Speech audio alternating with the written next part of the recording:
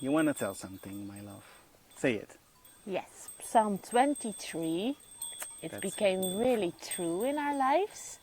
And in the last almost 7 years of traveling around, this psalm has kind of followed me. So everywhere I was sleeping, they put it in my room, or they sometimes spoke it to me or sing it to me, that I felt like, this is really coming back so many times in different countries and by quite some people.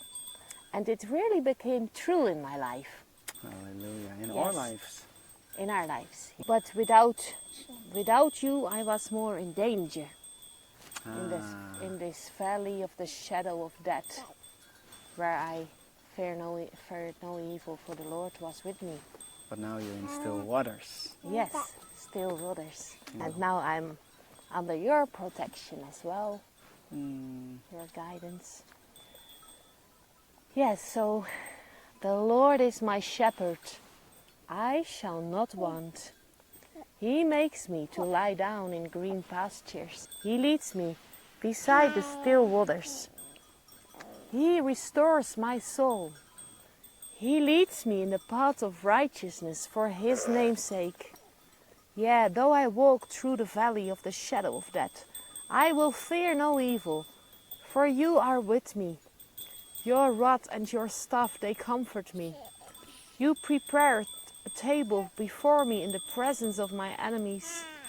You anoint my head with oil, my cup runs over. Surely goodness and mercy shall follow me all the days of my life, and I will dwell in the house of the Lord forever. Hallelujah. Wow. Hallelujah. What a blessing. And we also did read John 10 about the Good Shepherd, where the two flocks become one flock. Could you explain this, my beloved?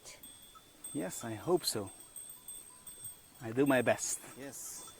I will not read out of John 10, but want to explain a little bit about the two flocks. What I think that is the biblical interpretation, I hope.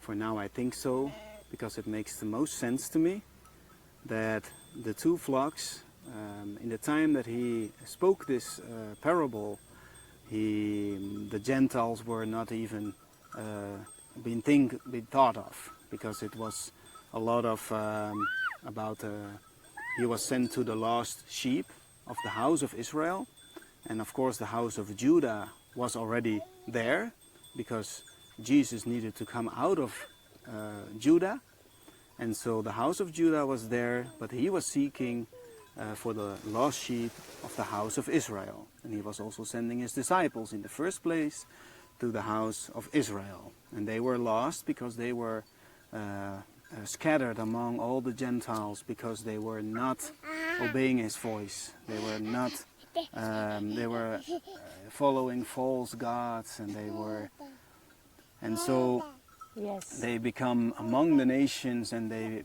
become one with the nations, and so that's like where the world. like the world, like we are, you know. And so they were not my people anymore, and they become not my beloved anymore. I will read a little part of Romans 9 to that you can see what I talk about. It says in 24, it says, even us whom he called, not only from the Jews, so here is Paul speaking from the Jews, but also from the Gentiles.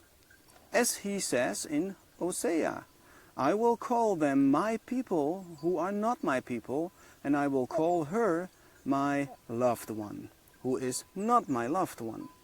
And it will happen that in the very place where it was said to them, you are not my people, they will be called sons of the living God. And so you can see this as that we, in Romans 11, you can read that we are grafted in to his people. So we are part of the Israel of God. And but here you can see that Hosea was clearly speaking about the house of Israel and the house of Judah, but the house of Israel are not his people and are not his beloved one. So, but now in the Messiah, they can come back into the new covenant because the old one they broke. But now in the new covenant, as we can read in Hebrews 8, what is the prophecy from Jeremiah 31, that he makes a new covenant with the house of Israel and with the house of Judah. And he did. And it becomes more and more and more. In the last 2,000 years, it's growing, this new covenant with the people that are grafted in. Not every believer nowadays understands that.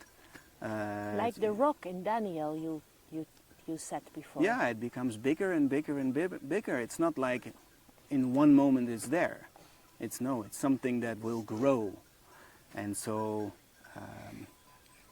we hope also, because of this video, that also people get a better understanding of that we are his people. Not to boast, because it's grace. We can read it in Romans 11. It's only grace that we are grafted in. And so it's a blessing that we are now part of his people, the people of God, the Israel of God.